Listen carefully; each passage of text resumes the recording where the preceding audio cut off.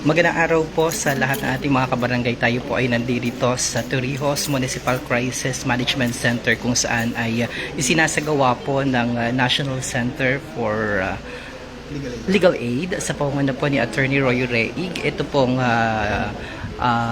legal assistance dito po sa mga biktima at sa mga benepisyaryo ng kanila pong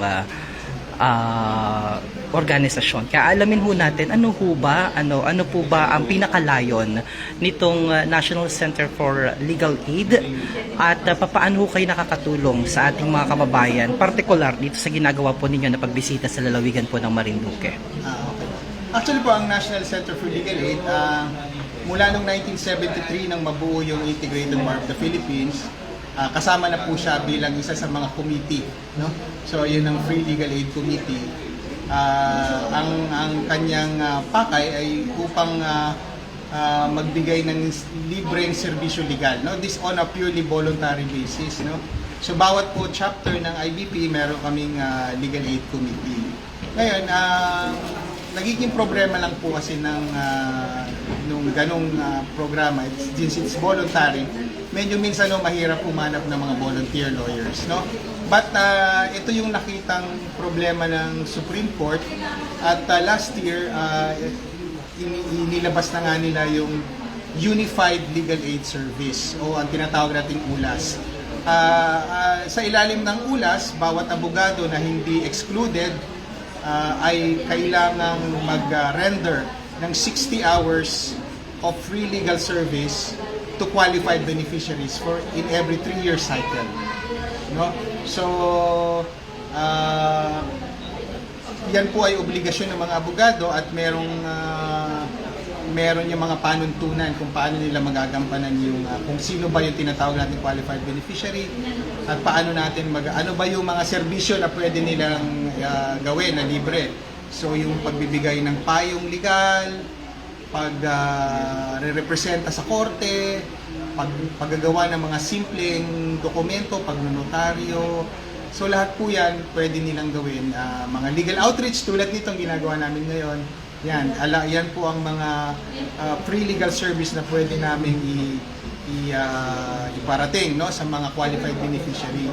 At nakakatuwa po na ibahagi sa inyo na ang Marinduque, ito po yung very first legal aid on wheels na venue namin, itong Marinduque, no? Ito ay para isakatuparan nga yung ulas at yung isakatuparan din yung utos, yung instruction sa amin ni President ng IBP National President, si Attorney Alan Panolong, na pumunta kayo doon sa mga lugar na hindi common, no, na hindi palaging nabibisita ng mga abogado. Pumunta kayo doon, sabi niya, ang gusto ko pumunta kayo sa mga lugar na hindi typical na pinupunta ng abogado para iparamdam natin na ang access to law, yung na ang access sa legal services ay hindi lamang luxury ng mga kayang magbayad, kundi mas lalo na, sabi niya, iparamdam nyo ang batas at yung access to law doon sa mga walang boses, doon sa mga walang pangbayad, doon sa mga mas nangangailangan. So kaya po andito kami sa crisis center dahil isa ang mga women and children, yung mga battered women and abused children sa mga talagang in-specify na qualified beneficiary na sector na pwedeng pagsilbihan sa ilalim ng ULAS. Attorney, since ang opisina po ng National Center for Legal Aid ay nasa Metro Manila, paano naman makaka-avail yung aming mga kababayan na nandito po sa probinsya at mga munisipalidad? Ang availment po nito is pwede sa chapter, no? Kasi ang National Center for Legal Aid is coordinating dalawa po ang function niya. Kami doon sa National Center for Legal Aid, may mga legal aid clinics din kami doon, may mga consultation rooms. Pero yung sa mga walang kapasidad na magpunta sa amin sa National Center for Legal Aid sa Ortigas, maaari po silang dumulog sa mga chapter offices ng Integrated Bar of the Philippines. And meron din naman po kami ipapatupad din na online consultation portal, no? So para dun sa mga walang pamasahe o walang kakayahan na magpunta sa Manila o magpunta sa chapter office, pwede po tayo mag-avail ng online at minsan, ito nga katulad po ng mga ginagawa namin, kami ay regular na nagsasagawa ng mga legal outreach missions at mga legal aid clinics. So ito po ay first of the many activities pa na gagawin namin at hindi po ito yung huling pagkakataon na pupunta kami dito sa Marinduque para magsagawa ng legal aid clinic and outreach. So mauulit at mauulit po ito hanggat may ulas dahil ang ulas po ay 60 hours every 3 years and then the cycle repeats, no? So ito po ay makakaasa po ang mga nangangailangan na talagang itong serbisyo, libreng serbisyo legal ay mapapakinabangan nila sa mahabang panahon. Attorney, ano pang mga gagawin ninyo ng grupo ninyo ngayon? Okay, pagkatapos po nito, may konting lunch na afternoon lunch po namin. Bibisita naman po kami sa dalawang lugar sa Santa Cruz. Isa ay doon sa Municipal Jail, no? Sa BJMP. And then, bibisita din po kami sa St. Joseph's Academy, no? Para magbigay ng lecture on sa mga topics na relevant sa mga estudyante. Anti-bullying, yung mga violence against women and children.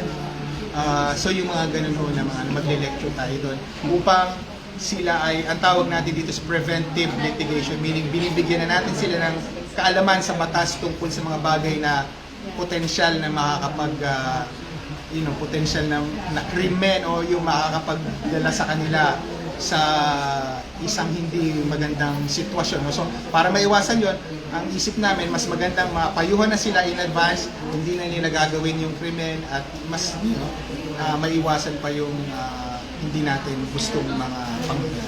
Attorney, mensahe na lamang po sa aming mga kababayan, sa mga nanonood po ngayon dito sa ating live feed, na nandyan po ang National Center for Legal Aid, ang Integrated Bar of the Philippines, na handang tumulong lalong-lalo na dun sa mga tinatawag na nangangailangan ng medical service, yung mga kababayan, legal service na nandoon sa tinatawag na laylayan ng lipunan. Yun po.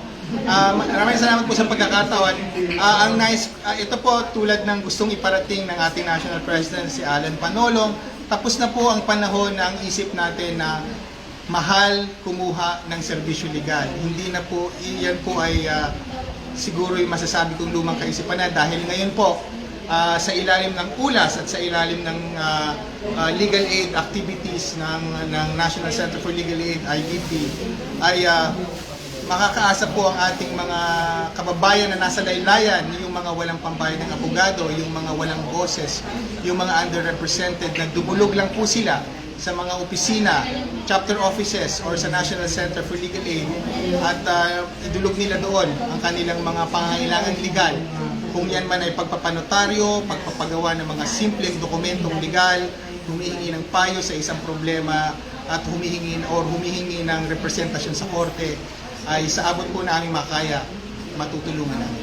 Yan po, maraming salamat po Attorney Roy Reig, ang National Director ng National Center for Legal Aid dito po sa ating bansa. At Attorney, sa pangwakas, baka may gusto kang pasalamatan, batiin mo ang ating mga kasama. Ayan. Go ahead po. Salamat pa kay Press IB, salamat sa IBP Marinduque Chapter, salamat sa local government ng Torrijos at sa lahat ng mga nakasalamuhan namin dito sa aming pagbisita. Sa very first Legal Aid on Wheels, nakakatuwa na nangyari sa Marinduque. Maraming salamat sa Marinduque Chapter for making this possible.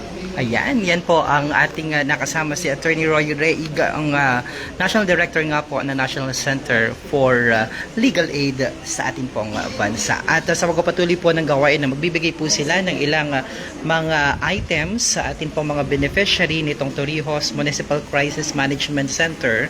At nandyan po si Attorney Ivy. Yan po ay ibibigay mamaya doon sa. Hindi lang po natin pwede ipakita sapagkat may mga bata pong mga involved.